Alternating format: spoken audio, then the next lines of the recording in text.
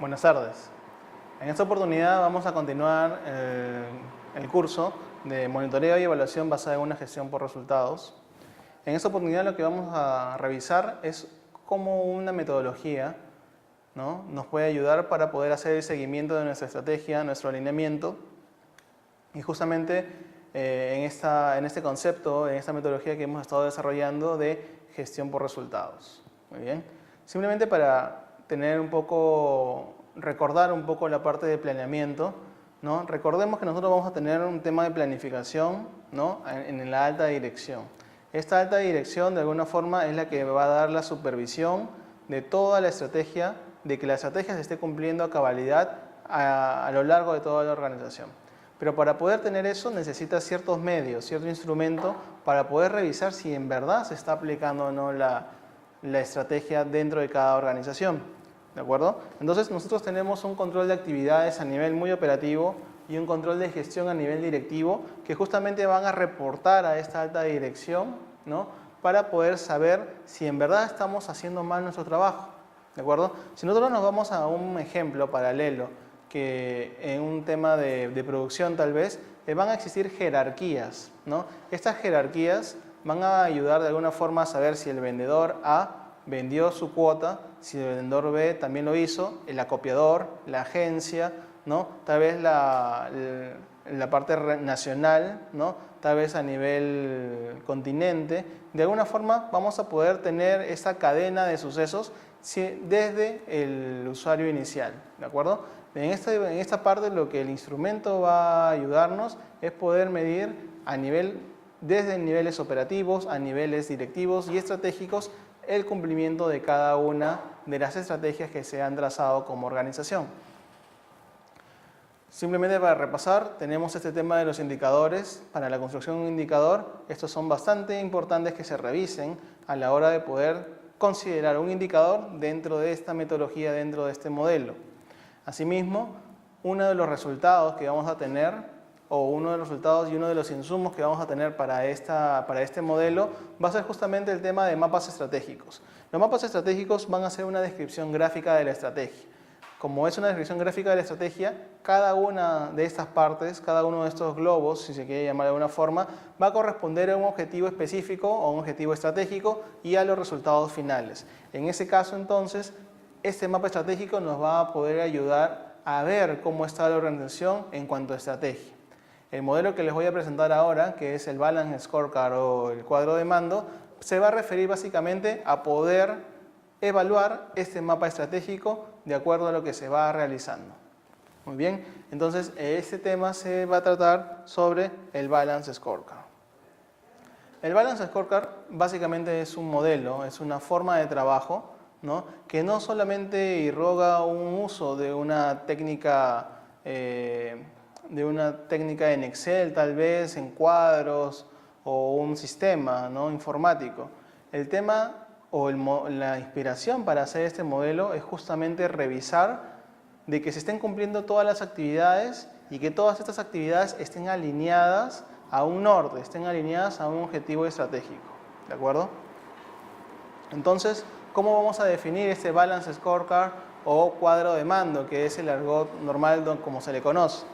Va a ser un modelo de gestión estratégico operacional que permite medir el progreso actual y direccionar el futuro de la organización mediante la implementación de la visión, misión y las estrategias medidas a través de indicadores de gestión.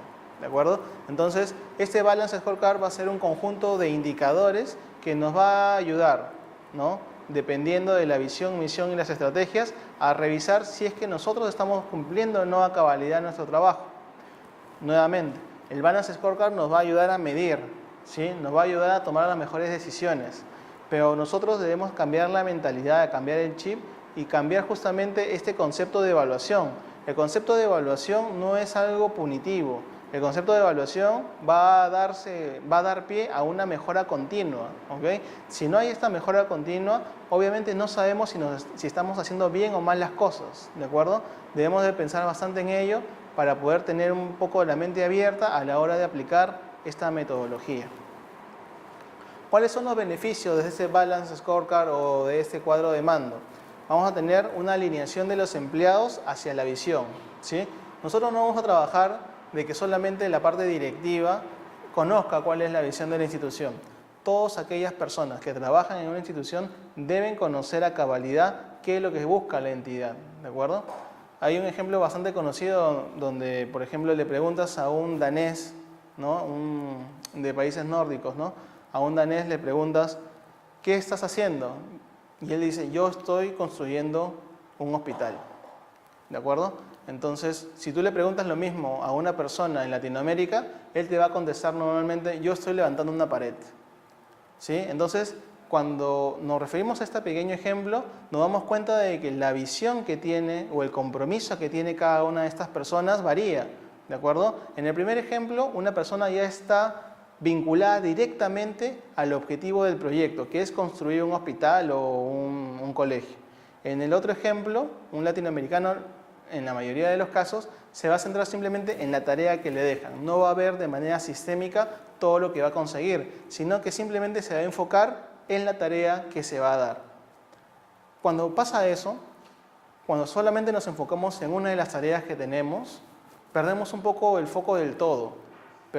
No sabemos si estamos haciendo una pared para un colegio, un instituto, para un hospital, para una casa, ¿de acuerdo? Simplemente queremos que la pared nos salga bien, pero no me doy cuenta si la pared de costado está bien hecha, si son del mismo tamaño, del mismo grosor, no sé si el techo va a soportar, si la pared va a soportar un techo o una viga, ¿de acuerdo? Entonces, no estoy viendo la organización de manera sistémica, sino simplemente por tareas, lo cual va a originar justamente discusiones, disputas.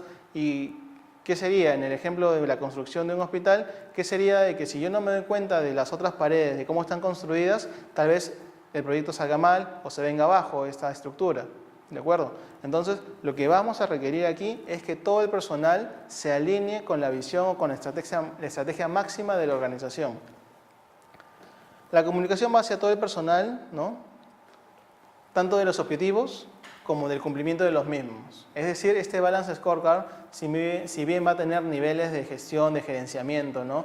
Va a ir para la alta dirección, para niveles directivos, operarios, es un balance o es un cuadro de mando que va a servir a todos para poder comunicar, transmitir tanto lo que debemos hacer, cómo lo hacemos y cómo lo estamos haciendo, ¿no? El tema de evaluación.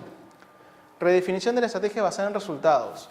Dependiendo de la evaluación o de la revisión que se haga, si el balance o el cuadro de mando arroja tal vez que un indicador no está siendo muy fuerte o tal vez no es el indicador idóneo para poder medir esa estrategia, pueden darse dos cosas. O el indicador está mal formulado o simplemente tal vez la estrategia no sea la adecuada para la institución. Es ahí donde viene esta redefinición de la estrategia. El Balance Scorecard va a favorecer a la creación del valor futuro, ¿de acuerdo? Entonces, cuando nosotros tenemos este balance, vamos a tener una evaluación continua y esta evaluación continua va a añadirle valor a nuestro trabajo. A eso se refiere ese punto. Vamos a tener una integración de información de diversas áreas. El balance no solamente va a ser del área de producción o del área logística. El balance va a ser un cuadro de mando de la organización, ¿de acuerdo? Indicadores de diversas organizaciones o diversas áreas que nos van a poder ayudar a consolidarlo en un cuadro justamente de mando que podamos ver de manera integral. Ustedes imagínense un tablero de auto. El tablero de auto tiene justamente el tema de combustible, a pesar de que el combustible no lo tenemos delante del timón.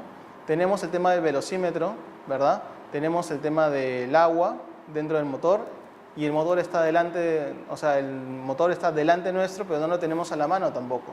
No lo visualizamos. Algunos carros un poco más modernos incluso tienen la presión de las llantas, ¿de acuerdo? En esa parte, el tablero que tiene un auto es justamente un tablero de control que nosotros queremos armar. La capacidad de análisis va a mejorarla, ¿sí? Nosotros vamos a tener justamente este tablero para poder revisar toda nuestra organización en distintos niveles, modos y tareas. Y justamente lo que va a originar es que nosotros nos hagamos preguntas. ¿Y esto por qué funciona así? ¿Y esto por qué funciona mal? ¿Acaso ustedes no, cuando ven que una de las llantas está baja, ¿no? Y aparece en su tablero, no quieren parar un rato a repararla tal vez, a ponerle aire? Este caso es el mismo. Nosotros vamos a analizar cada uno de los resultados que vamos a ir viendo dentro de este cuadro de mando. Otro tema que ya cae de maduro también es que nos va a ayudar a mejorar los indicadores. Tenemos un balance o tenemos un cuadro de mando que es un conjunto de indicadores divididos por estrategias de alguna forma o por objetivos. Si el indicador no es el adecuado, obviamente lo vamos a cambiar o lo vamos a revisar, ¿no? Entonces, esto de todas maneras nos va a llevar a una continua mejora de los indicadores. Este cuadro de mando, ¿dónde nace? No nace simplemente por la... no solamente nacen de expertos modernos, ¿no? Ya en la antigüedad ya habían nociones de este cuadro de mando, ¿no? Y lo que hemos buscado en información bibliográfica es que este balance ya existía de alguna forma en Francia, ¿no? En los años 70 ya había un tema de control, pero simplemente era un control de temas financieros, de temas de procesos. Recién en el año 92, Kaplan y Norton, tal vez sean los autores más célebres con respecto al cuadro de mando, son aquellos que van a definir exactamente cuál es la labor que va a cumplir este Balance Scorecard o este cuadro de mando, ¿sí? Ellos revolucionaron en 1992 la administración al poder introducir este concepto, ¿no? Que va a permitir justamente alinear la empresa hacia sus objetivos. Este cuadro de mando, ¿no? Esta revolución de la administración se va a basar en 4 rubros o en 4 perspectivas. Vamos a tener la perspectiva financiera, ¿no? Vamos a tener la perspectiva del cliente o del usuario, en el caso de nosotros que somos una intervención, somos una organización pública, perspectiva de los procesos internos y una perspectiva de aprendizaje y crecimiento, ¿de acuerdo?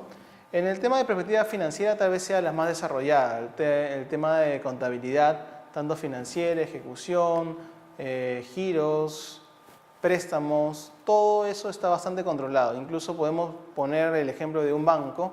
Un banco, todas sus transacciones son de alguna forma una perspectiva financiera, ¿sí? La perspectiva del cliente se va a referir mucho y va a tener bastante consecuencia con el reflejo del mercado, ¿ok? En este caso nosotros atendemos a usuarios, ¿no? Estos usuarios no tienen la oportunidad de elegir otro servicio público. Nosotros somos el único encargado de dárselo, ¿verdad? Lo que nosotros tenemos que velar es que ellos estén siendo satisfechos con esos servicios que le estamos dando. Si tanto satisfechos por temas de oportunidad, de calidad, ¿de acuerdo? Y de alcance y cobertura. La siguiente perspectiva que vamos a tener es el de los procesos internos. Básicamente, ya lo hemos conversado a largo, nos referimos a indicadores que puedan medir la gestión por procesos dentro de la institución. La perspectiva de aprendizaje y crecimiento es aquella que está dirigida hacia las personas, hacia los sistemas y al clima organizacional. De acuerdo a lo que habíamos visto en uno de los 5 pilares para la modernización pública, este tema también se enfoca en el aprendizaje continuo, en esta gestión del conocimiento que va a permitir que las personas le agreguen valor a su tarea diaria.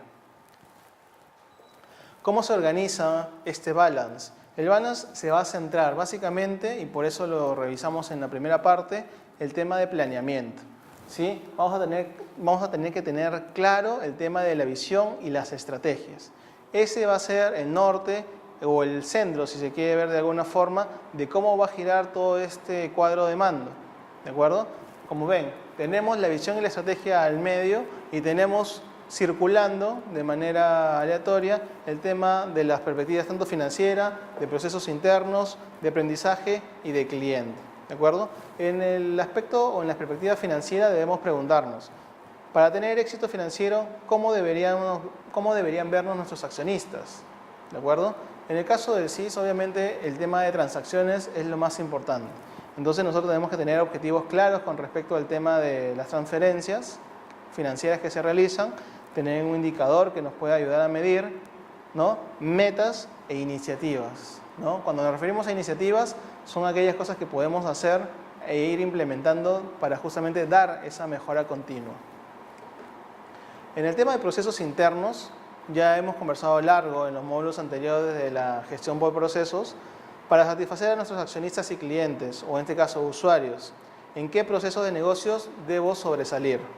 ¿De acuerdo?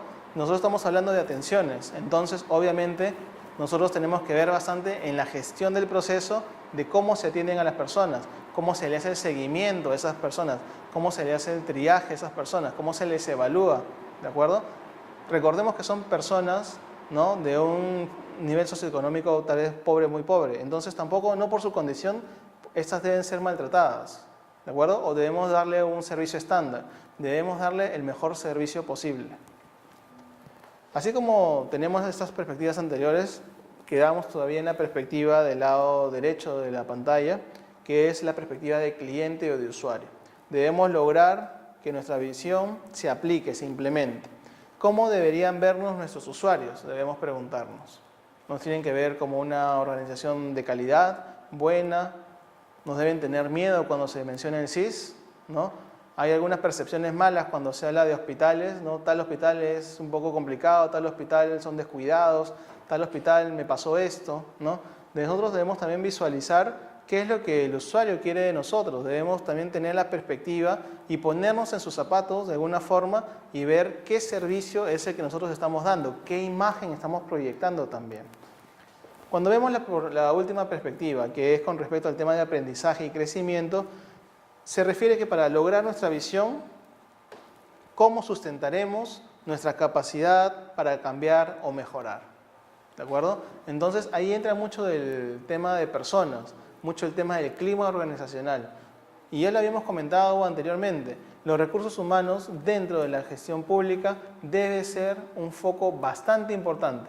El conocimiento que tiene cada persona, el conocimiento y las experiencias que tiene cada persona para aplicar e instrumentalizar las políticas públicas es fundamental. Esta no se puede romper como se rompen a veces los gobiernos o se rompen las líneas de gobierno o las líneas de acción o las líneas de política. Las personas también deben tener una gestión de recursos humanos la cual le ayude a crecer como persona, ¿sí? Pertenecer al sector público no debe ser visto como una segunda opción, debe ser visto como si fuese un tema muy importante que justamente va a ayudar a crecer de manera profesional a la persona, ¿de acuerdo?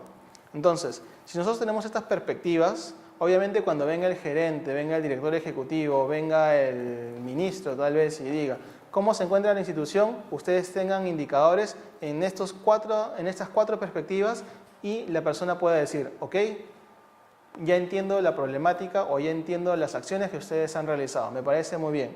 Si nosotros podemos llegar a eso, hemos conseguido que el cuadro de mando funcione. ¿Ok?